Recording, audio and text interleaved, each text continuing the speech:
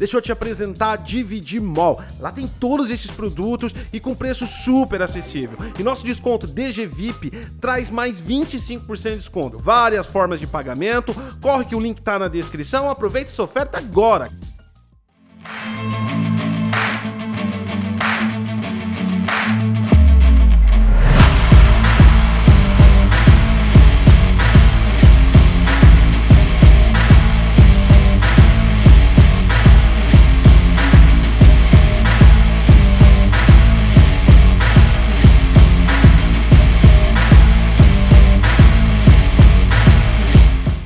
Bem-vindos ao canal Detonando Quick, esse é o Hard Tech, aqui a gente dá uma escovada de bits, objeto de estudo hoje, você já viu, a gente vai falar de Hi-Fi Rush, que é um novo jogo desenvolvido pela Tango Gameworks e também distribuído pela Bethesda. Ele foi liberado no Developer Direct da Microsoft de forma surpresa. O jogo, pelo alto alcance que tem o próprio Game Pass, tanto no Xbox, console, PC e também no cloud, virou hypezinho na internet, sim. A gente vai comentar bastante desse jogo. Ele tem algumas coisas bem legais pra gente falar sobre ele. E é claro, você vê a comparação do como está no Xbox Series S, como está no Xbox Series X também. A questão do FPS, que é muito importante dentro da mecânica embutida e criada para esse game em si. Sem contar algumas coisas interessantes, algumas desconstruções que precisam ser feitas em relação à forma de renderização que ele é feita, no caso,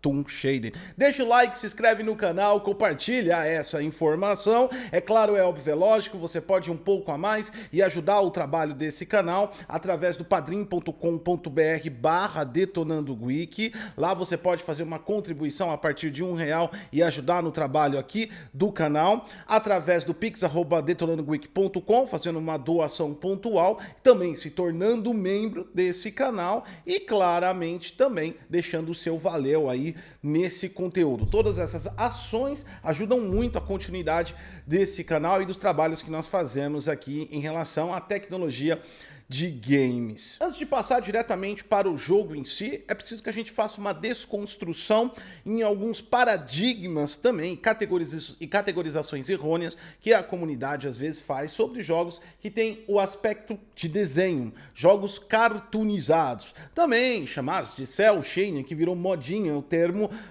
Toon Shading seria um pouco mais adequado. Enfim, a questão aqui é a seguinte: muita gente acredita, pela forma com que esses jogos aparecem em relação aos jogos de realidade física, de realidade gráfica, visual, dá a impressão e o aspecto para as pessoas que ele é mais simples de fazer. No caso, Hi-Fi Rush é feito na Unreal Engine 4. Primeiro vamos entender esse conceito direitinho. Se você assistiu a nossa análise técnica de The Callisto Protocol no PlayStation 5, verificou que nós apontamos lá uma questão de lanterna e para isso eu usei um modelo de Starter Kit terceira pessoa da Unreal Engine. Lá você tá vendo aí, ele é um modelo realista, ele não é ultra realista, é o Starter Kit, mas tá aí, é um modelo realista, certo? Então, tá aí, tudo bonitinho. O que eu fiz? Eu apliquei agora e modifiquei o pós-processamento, a renderização e mandei ao Unreal Engine fazer uma renderização baseada em Toon Shading. Exatamente, eu mudei vários aspectos desse pós-processamento, o resultado é exatamente o que você está vendo aí na tela. Como você pode perceber, é o mesmo jogo, é o mesmo personagem, o mesmo ambiente que você está vendo, a única coisa que mudou é em relação ao modo de renderização. Nesse aspecto, você pode ter certeza absoluta que o trabalho para criar esse Starter Kit é o mesmo. O que mudou foi a forma de renderização.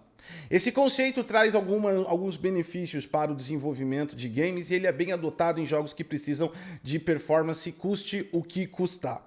E por que isso acontece? Quando você muda para Toon Shading e dá essa aparição de renderização que parece mais um papel desenhado, você elimina a necessidade de renderizar shaders complexos com muita deformação de cores ali. Você também elimina a necessidade de trabalhar com materiais muito complexos e texturas de muito alta qualidade. Por quê? Porque você está expondo cores flat, cores chapadas ali. E sim, existe a profundidade do modelo 3D exibida, existe a oclusão e o sombreamento, mas tudo em níveis menores. Isso traz para o desenvolvedor a facilidade, sim, de trabalhar com materiais de menor complexidade, então é um jogo mais produtivo de fazer, mais rápido em alguns aspectos. No entanto, tem que se trabalhar dentro da renderização.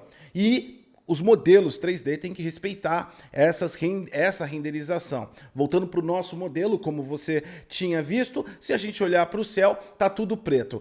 Nós continuamos com a exposição de luz, mas ele está preto porque eu preciso mudar o material de céu que eu tenho aí para que ele atenda às necessidades do meu pós-processamento de toon shading. Então, mitologia de que um jogo com toon shading é mais fácil de fazer do que um jogo realista. Não é não. O trabalho se divide, são trabalhos diferentes, mas o esforço é basicamente o mesmo, sim. Falando agora de Hi-Fi, a gente vai passar para o ponto mais importante do jogo, já está acompanhando aí a nossa captura de FPS com AIDA FPS, e você pode reparar que sim, uma das principais motivações para que esse jogo seja em toon shading é o alcance constante e correto de 60 quadros por segundo, sem variação. E por que isso é preciso nesse jogo? A mecânica dele se constitui no desafio de recompensa não só por você bater nos inimigos ou nos boss, mas pela assertividade de combos. Há uma sincronização entre a frequência sonora e a tela, e tudo se modifica de acordo com o BPS, a batida por segundo da música que está rolando. Quanto mais você acerta a batida por segundo, mais você acerta a variedade de combos, mais recompensas o usuário tem. Então existem dois desafios embutidos, um é o normal da aventura, combater o inimigo e bater nos NPCs, que até poderiam ter uma inteligência artificial mais coesa para aumentar um pouco a dificuldade. No entanto, é muito bom o combate e também o desafio mecânico, que é você acertar a batida, que é o grande diferencial da inovação do jogo em si, provavelmente o que conquistou as pessoas em Hi-Fi Rush.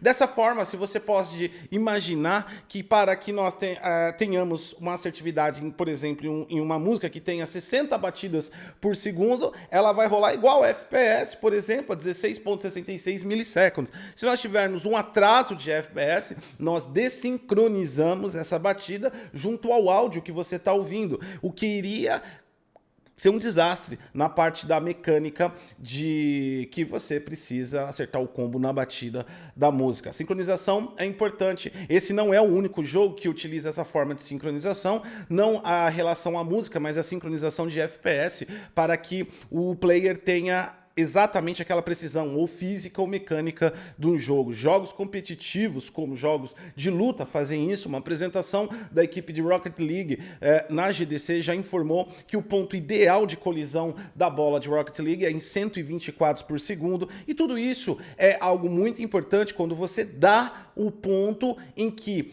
a quantidade de FPS ele fica intrínseco à mecânica do jogo, e você precisa de velocidade e pelo menos aquele mínimo constante para conseguir uma entrega correta aí e acertar os seus combos. Então a performance e a escolha da performance foi muito legal.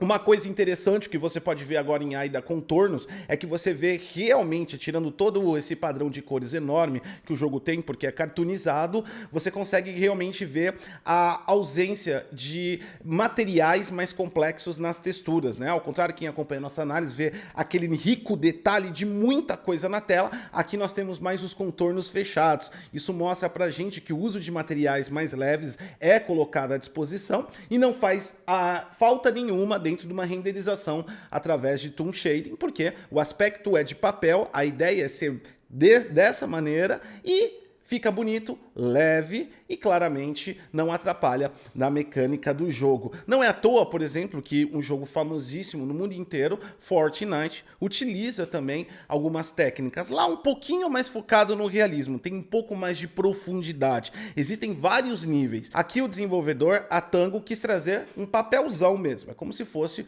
um papel. Tanto que a impressão que se tem jogando esse game é que você está jogando um desenho. De verdade, ele é um desenho redondinho. Você colocou na Cartoon Network e tá jogando lá com o personagem. A iluminação também é uma coisa que fica mais leve nesse tipo de game também. Como você pode ver agora já em Ai da Luz, ela traz exatamente a forma que eu falei para vocês da parte dos materiais menos complexos. Então eles trabalham tudo mais chapado, eles refletem menos, eles têm menos oclusão e tudo isso favorece, você não precisa de uma exposição tão constante. O fato de não ter dia e noite facilita muito e também melhora muito a performance do jogo para ele manter 60 quadros por segundo. Você pode ver que existe uma variação percentual na lateral aí nos nossos gráficos de Ai da Luz, mas você pode ver que ele se mantém mesmo no padrão. A diferença do Xbox Series S e X é basicamente nenhuma, é em relação exclusivamente à questão da resolução mesmo. Então, com menos pixels na tela, vai aparecer menor variação em alguns casos no Xbox Series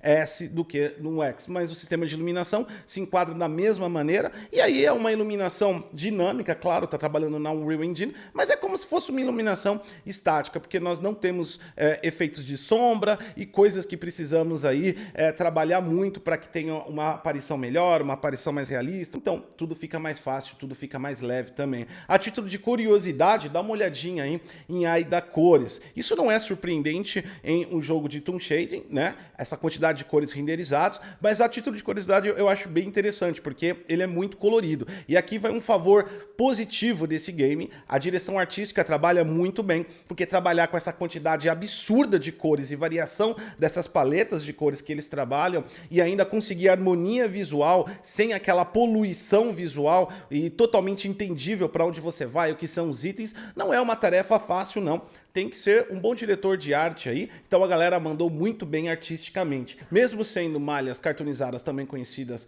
como Toon Mesh, elas são malhas muito bem feitas e com expressões visuais bem legais. A movimentação do jogo parece realmente um desenho animado perfeito. No console Series S e X, como vocês viram, roda muito bem, tem as diferenças visuais em relação à resolução menor, 1440p para o Xbox Series S e 4K 60 para o Series X. No entanto, todos trabalhando em Dynamic Resolution, mas mesmo assim as variações são não tão perceptíveis mesmo no Series S em 4K. O jogo é super interessante, o veredito aqui da gente é que jogue. Esse é o tipo de jogo que vai acolher a maioria das pessoas dentro do mais diverso mundo de opções que você tem. Se você gosta de mundo aberto, se você gosta de competitivo, se você gosta... Esse é o tipo de game, aquele game que a gente fala, é meio raiz, ele vai agradar uma grande parcela da comunidade. Dá bastante diversão, a aventura é divertida, o jogo é gostosinho de jogar, tá liso pra caramba, tem acessibilidade até no PC em relação a hardware, a partir de uma 1050, então experimente. Provavelmente você não deve se arrepender. Gostou, né? E descobriu bastante coisa sobre Toon Shading, né? Olha que legal. Não é tão fácil como parece. Parece que o desenvolvedor fez lá, né? No papel o jogo. Não é assim que funciona, não. Deixa o like, se inscreve no canal, compartilha essa informação. Eu sou o Gotikosa e até a próxima.